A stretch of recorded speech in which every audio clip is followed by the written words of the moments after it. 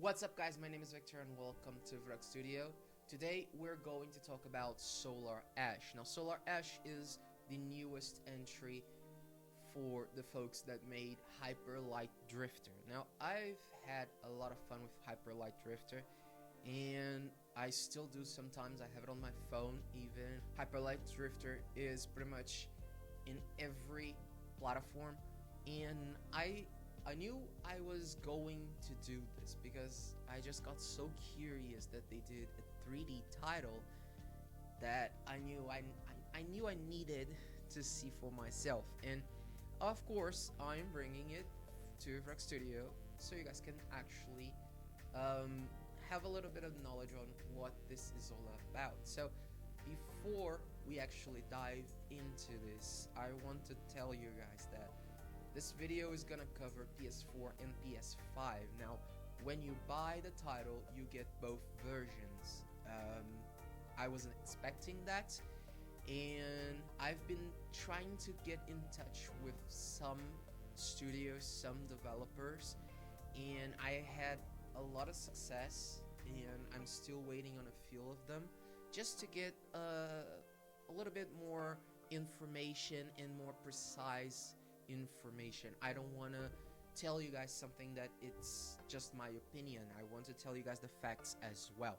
So I got in touch with the developers on this game, and what happened was that they said they couldn't tell me the things that I was asking for. Now they said that they couldn't tell me, and they also said that actually they didn't said if I could reveal the contents of the email or not. So I am not going to tell you guys about everything that was in the email, but basically I asked for information on the game and they gave me none. So with that out of the way, let's just get into things. I'm going to show you guys gameplay, and it's going to be split screen. One side is PS5, one side is PS4, just so you can actually get a move on, get things going as fast as possible, so the video is shorter and more appealing, okay? More easy for you guys. So let's get going.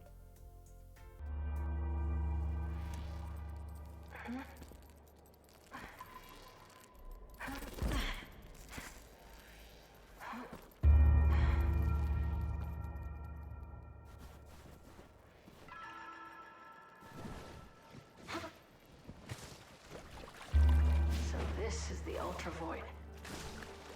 I believe I made it.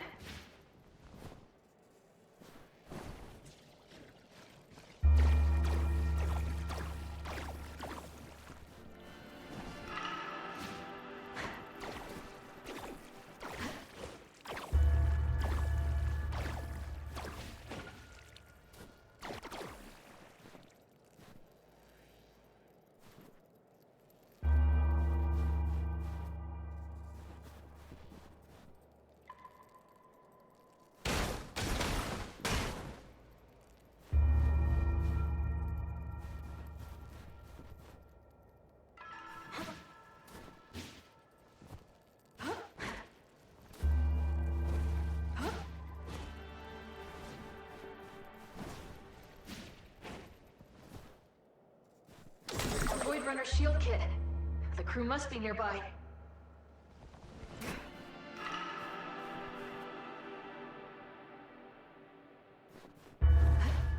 Oh!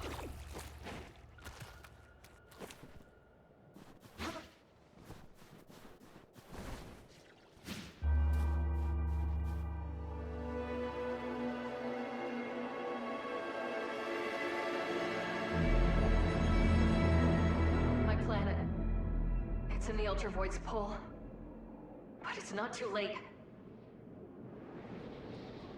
This is Ray. Can any Void Runners hear me? I'm looking at the Starseed. It's intact but not operational. Scanning for conduits.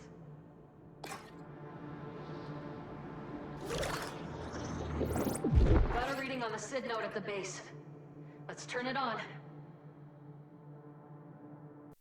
As you guys can see, it is very similar to Hyper Light Drifter.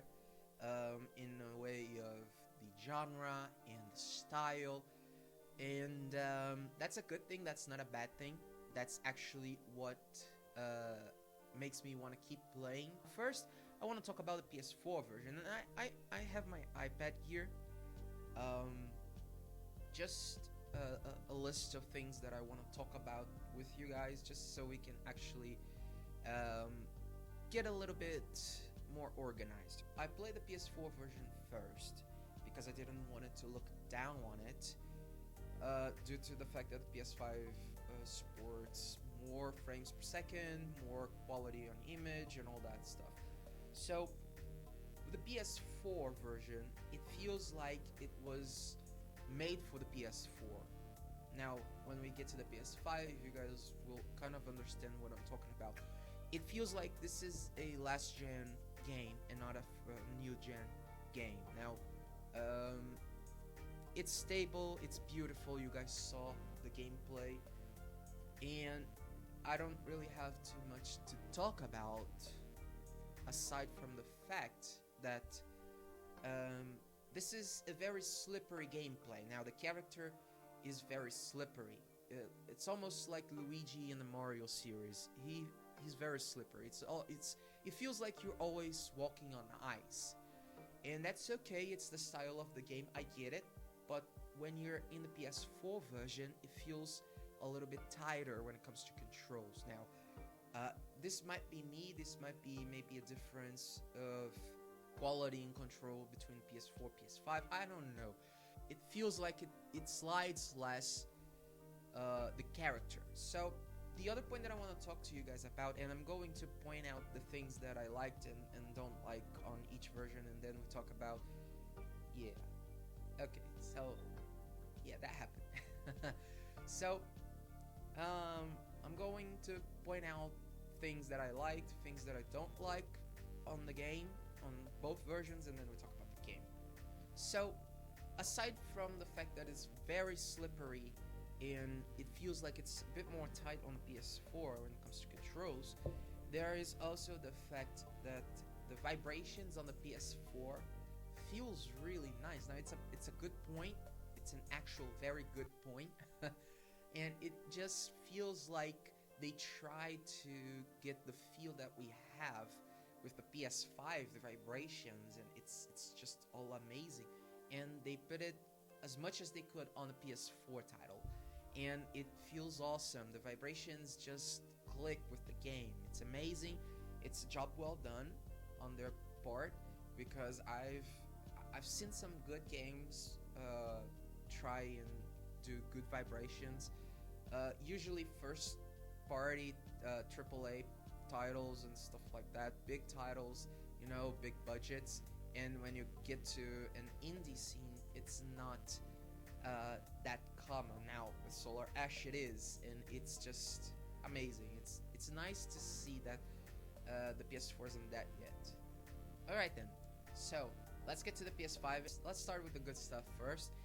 And the particle animations, they do look a lot better on the PS5. They feel a lot more vibrant and a lot more fluid, natural, and what I mean by particles, what I want to make sure that you guys understand is, when I talk about particles, I mean the environments, water, clouds, even the effects on the head, which there are some animations on the head look like fire, but it's more of a shadow thing.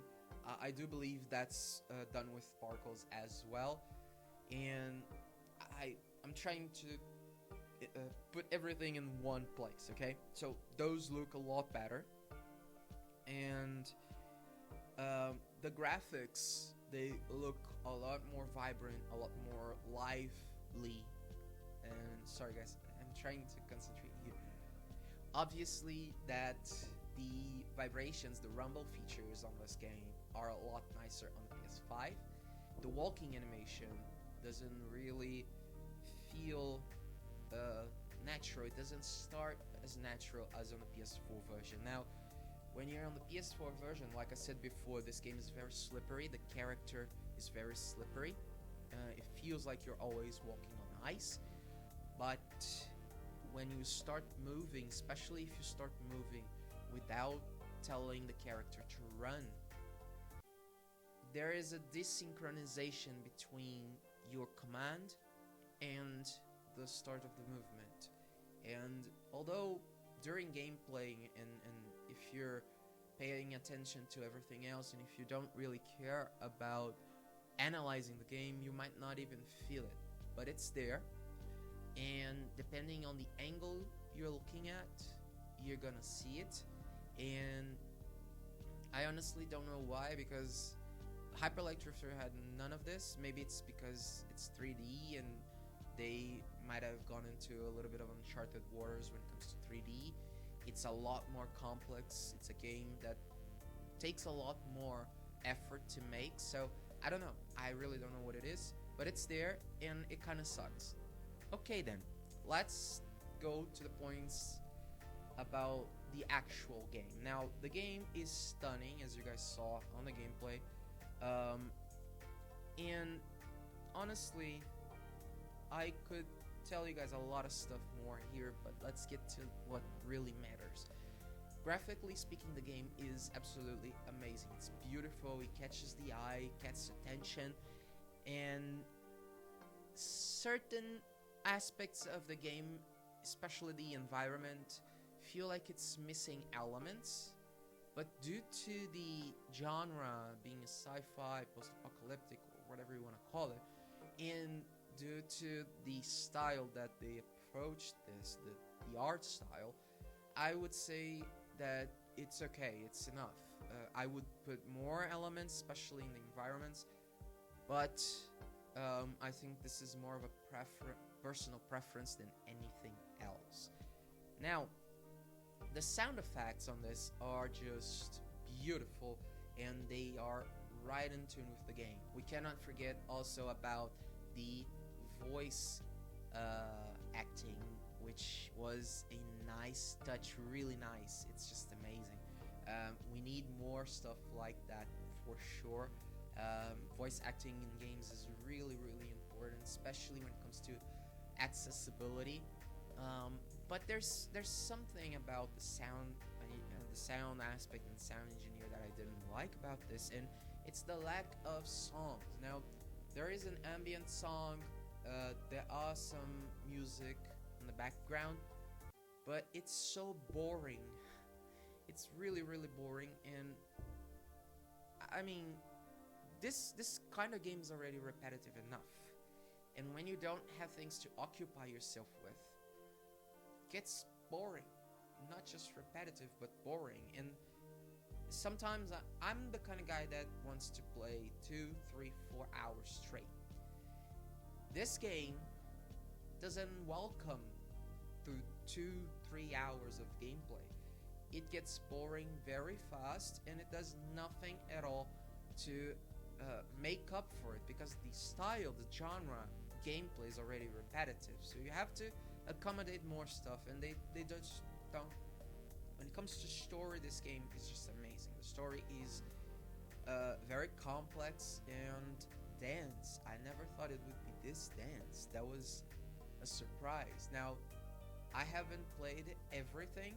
I haven't played the entire game yet.